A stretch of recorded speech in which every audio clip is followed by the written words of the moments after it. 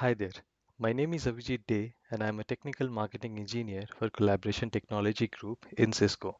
I focus on products like Cisco Meeting Server. I also focus on emerging technologies like Microsoft Teams, Cloud Video Interop, and WebEx Meetings APIs. It was very interesting for me to create this content, and I hope you find my content helpful in some way or other. Let's begin. Every capability in CMS is divided in modules. The modular architecture in CMS has a lot of benefits. The CMS server can be set up, and with only some of the modules enabled, the server can be used for specific tasks. For instance, I just want conferencing and not the recording or streaming capability. I can choose to install just the conferencing module. On the other hand, if I just want the recording capability as the conferencing capability is already enabled in some other server, I can choose to do that as well. Having modules also enable us to cluster just the modules we need rather than the whole server.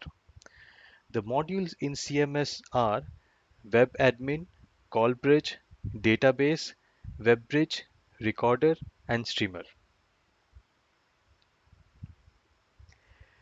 Web Admin is the module that enables the GUI capability in CMS.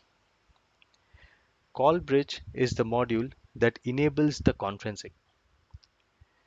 CMS meetings are also called co-spaces or spaces. All the info related to the spaces are recorded by the database module. WebRTC based conferencing is enabled by the WebBridge module. This module also enables some of the WebRTC meeting related customizations. Recorder and Streamer, as the name suggests, enable recording of the CMS meeting and to stream it when configured. Recorder and Streamer are not recommended to be enabled on the same CMS server as Callbridge. This is to avoid performance issues. There are few modules that are not recommended to be used anymore. These are XMPP module, Turn module, and the Load Balancer module. Let's talk about the modules that are not recommended anymore. First is the XMPP module. This module was needed for CMA and CMA WebRTC. These are the clients that were enabled by the WebBridge 2 module. The clients registers to the CMS server as XMPP clients. Thus, the XMPP server in the module should be enabled. XMPP module has to be enabled on the same server as the CallBridge module. XMPP modules handles the signaling for the CMA and the CMA WebRTC clients. From CMS 2.9, a new WebBridge has been introduced, WebBridge 3. This WebBridge 3 does not need XMPP for signaling. CMA Web App, which is the WebRTC offering of WebBridge 3, will eventually supersede CMA WebRTC and XMPP module won't be needed anymore. I'll talk about the new WebBridge 3 in detail in the next section. Now that we are talking about apps, Cisco recommends Jabber over CMA or WebRTC.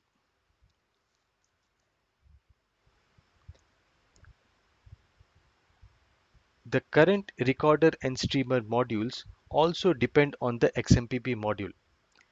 But in the next CMS release, non-XMPP dependent versions of recorder and streamer will be introduced. The second module is the turn server.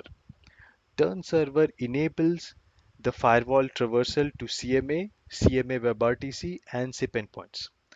This was before Cisco Expressway started to become the recommended edge component. Now Expressway provides the turn services what the CMS turn module used to provide. Cisco also plans to remove the turn module in future. The third module is the load balancer. This was needed with the turn module and is not needed anymore with the expressways. This is a link to the documentation, to deployment guides, configuration examples, install and upgrade guides.